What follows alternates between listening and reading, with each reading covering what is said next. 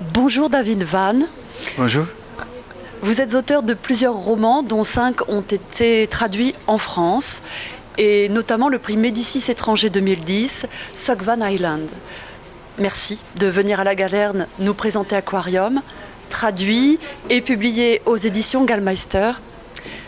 Et merci à Olivier Gallmeister de nous accompagner et d'assurer la traduction. Aquarium est le récit d'une adulte qui se retourne sur une journée particulière de son enfance alors qu'elle bascule de l'univers feutré de l'enfance vers celui de l'adolescence. Qui est Caitlin, la narratrice ? Kathleen a 12 ans, elle aime les poissons et après l'école, chaque jour, elle se rend à l'aquarium pour les observer. Et là, elle rencontre un vieil homme.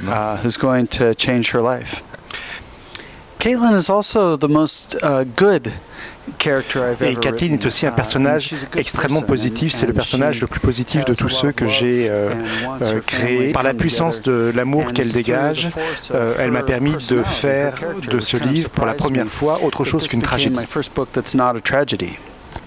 Et à l'âge de 12 ans, elle commence à éprouver une attirance pour une de ses camarades, Sean, et qui devient elle aussi un refuge, comme l'aquarium l'était pour elle.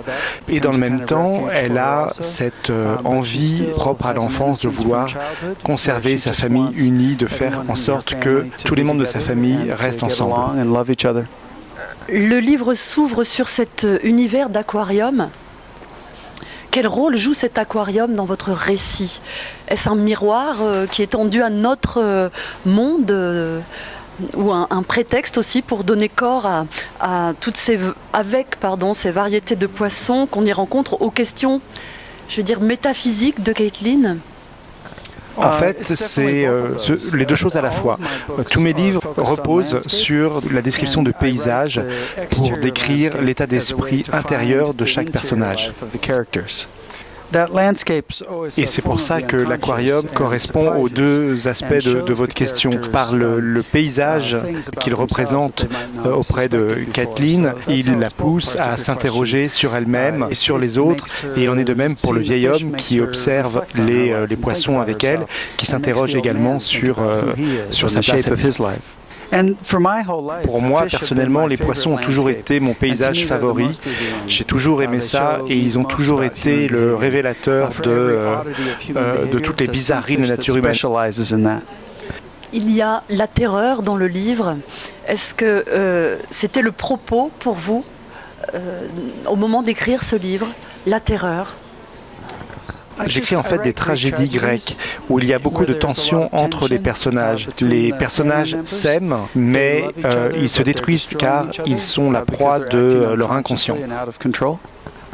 Alors je n'emploierai pas vraiment le mot de terreur, mais plutôt celui de rage, de colère, celle qu'éprouve la mère de Kathleen qui ne pardonne pas à son père de l'avoir abandonnée et elle est en colère contre lui à travers tout le livre.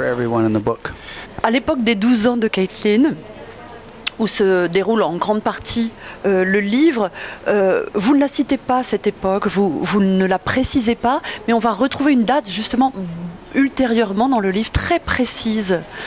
Pourquoi le choix de cette époque pour raconter cette histoire-là ? En fait, le roman se déroule en 1994, je crois, me souvenir, parce que ça fait un petit moment que j'ai écrit ce livre. C'était une période que je trouvais intéressante pour ce qui se passait à Seattle à ce moment-là. Mais en réalité, je n'écris pas des romans sociaux, politiques.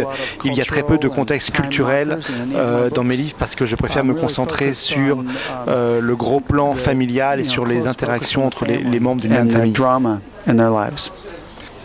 Je n'ai pas de choses importantes à dire à propos d'une certaine période de l'histoire. Je crois que c'est à travers la description de personnages et d'individus particuliers qu'on arrivera à exprimer des choses révélatrices sur cette période. Je voulais que le roman se déroule avant que les adolescents aient des téléphones mobiles. Je pense que depuis que les enfants utilisent des téléphones mobiles, leur vie sociale est carrément passée aux oubliettes. La vie sociale des jeunes était beaucoup plus développée avant, que maintenant ils n'interagissent plus les uns avec les autres. J'aimerais parler peut-être d'un personnage qui qui est secondaire, qui est Shalini. Qu'est-ce qu'elle apporte, elle, dans cette histoire, Shalini?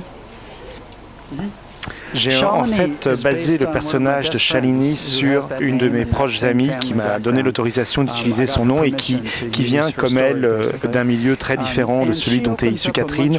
Et en fait, elle sert dans le roman à ouvrir d'autres perspectives au personnage de Kathleen, à lui ouvrir l'horizon et en même temps, c'est un lieu de refuge, un lieu de confort pour elle. C'est pour ça qu'elle est si importante pour Kathleen. Shalini is a safe place for Caitlin.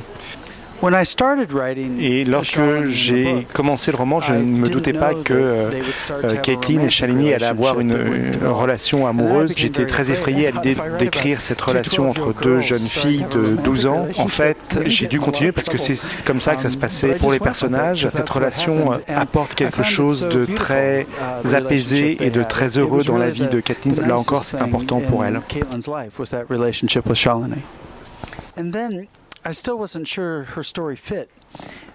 Et pourtant, je n'étais pas sûr que l'histoire de Shalini allait vraiment être si importante que ça dans le livre. À la fin du roman, il y a un renversement sur la notion de pardon et c'est là que l'histoire avec Shalini prend toute son importance. Les structures inconscientes ne se révèlent qu'à la fin du livre.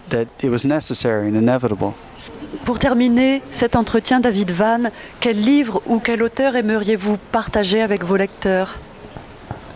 I think you don't read short stories as often in France, and the biggest influence. Je crois qu'en France, vous ne lisez pas trop de nouvelles. Aussi, je vais vous recommander de lire les recueils de nouvelles de Flannery O'Connor, et dont je vais vous donner les titres. So I recommend A Good Man is Hard to Find. Donc je vous recommande la nouvelle qui porte le titre Un homme bon et difficile à trouver. The Displaced Person. La personne déplacée. I really recommend Everything That Rises Must Converge. Je vous recommande tout particulièrement la nouvelle intitulée Tout ce qui s'élève doit converger. Revelations. Révélation. And Parker's Back. Le dos de Parker. Yeah. So, if you start with those are she's a Catholic writer. Je vous recommande donc vraiment de lire Flannery O'Connor. C'était un écrivain catholique qui est une personne au caractère sauvage, très peu complaisante. Every sentence is about character. Yeah, she'll give you Et elle vous donnera une vision différente de l'Amérique, du sud de l'Amérique et du catholicisme, et vous n'oublierez jamais ces personnages. Merci beaucoup, David Van. Merci à vous. Merci.